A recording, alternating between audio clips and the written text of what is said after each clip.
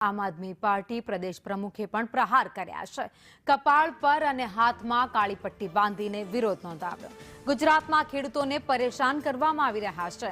કરદા કરી ખેડૂતોને હેરાન કરાય છે। ભાજપ પોલીસને આગળ કરી રહી છે તો પોલીસ આમ આદમી પાર્ટીના નેતાઓને ઉપાડી જાય છે। ખેડૂતોના પ્રશ્નો ઉઠાવવા સભા કરી હતી। ખેડૂતોને બર્બરતાપૂર્વક મારવામાં આવ્યા છે। સભા ચાલુ હતી ત્યારે જ ભાજપ નેતાઓએ પથ્થરમારો કર્યો। 250 જેટલા ખેડૂતો અને મહિલાઓને પોલીસે ઝડપી પાડ્યા છે। હિંસા માટે જવાબદાર લોકો સામે કાર્યવાહી કરવા પણ માંગ કરી છે। તો રાજ્યની 400 એપીએમસીમાં લડત આપીશું તેવી વાત ઈસુદાન ગઢવીએ કરી છે। 100 ટીમ બનાવી એપીએમસીની ગેરરીતિઓ ઉજાગર કરશે। ખેડૂતોની એપીએમસીમાં ભાજપના નેતાઓએ લૂંટી રહ્યા છે। અમારા નેતા રાજુ કરપડાને બોટાદ એપીએમસીમાં જવાનું કીધું હતું। એનકેન પ્રકારે કરદા કરી ખેડૂતોને હેરાન કરવામાં આવી રહ્યા છે। કરદા પ્રથા નાબૂદ કરવા માટે આમ આદમી પાર્ટીની મહાપંચાયત યોજાઈ હતી। આ મહાપંચાયતમાં ખેડૂતો અને પોલીસ વચ્ચે ઘર્ષણ થયું હતું। આ મામલે પોલીસે ફરિયાદ નોંધીને અનેક ખેડૂતોની અટકાયત કરી છે। આ મામલે આપણી સાથે આમ આદમી પાર્ટીના પ્રદેશ પ્રવક્તા જોડાયા છે। સુદાનભાઈ, ખાસ તો એક એ સવાલ થાય કે ખેડૂતો તો શાંતિપ્રિય છે, શા માટે ખેડૂતોને ઉગ્ર બનવું પડે, કાયદો વ્યવસ્થા હાથમાં લેવી પડે? તમે જુઓ કે આ ખેડૂતોની જે કરદા પ્રથા બંધ કરવા માટે ખેડૂતોએ જ માંગ કરી હતી। અમારા જ એટલે જ ખેડૂતોની ફરિયાદોના પગલે અમે અમારા કિસાન વિંગના પ્રદેશ અધ્યક્ષ રાજુભાઈને કીધું કે સાંભળી આવો। સાંભળવા ગયા તો 10,000 ખેડૂતો એકઠા થઈ ગયા।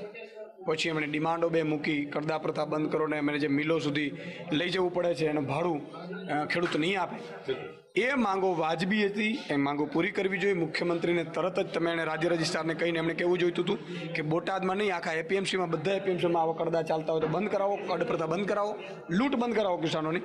પણ એમણે ના કર્યું અને પછી ધરણા ઉપર બેઠા, રાત્રે 3 વાગે ઉપાડી જાય છે। પછી મહાપંચાયત ડિક્લેર કરી, એમાં એણે મંજૂરી ન આપી તો અમને બધાને ધરપકડો કરી, અમને ત્યાં જવા જ ન દીધા।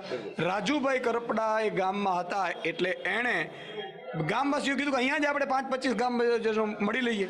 જ્યારે ચર્ચા કરી રહ્યા હતા મહાપંચાયતમાં, સમાધાનની ચર્ચા કરી રહ્યા હતા, ત્યારે અચાનક ક્યાંકથી કોઈક ભાજપ સમર્થિત હશે ગુંડાઓ આવીને પથ્થરબાજી કરે છે। ચારે બાજુથી પોલીસ ઘેરી લે છે અને અંગ્રેજોએ જે નહોતું કર્યું, ગામ આખું ઘેરીને ગામને પોલીસોએ માર માર્યો હોય આવી રીતે એવું ક્યારે બન્યું નથી। બોટાદમાં કરદા પ્રથા ચાલે છે। મેં બીજા એપીએમસીમાં જોયું, કરદા પ્રથા બીજા એપીએમસીમાં નથી, અહીંયા કડ પ્રથા છે, અહીંયા લાંચ લેવાય છે, આ બધું છે।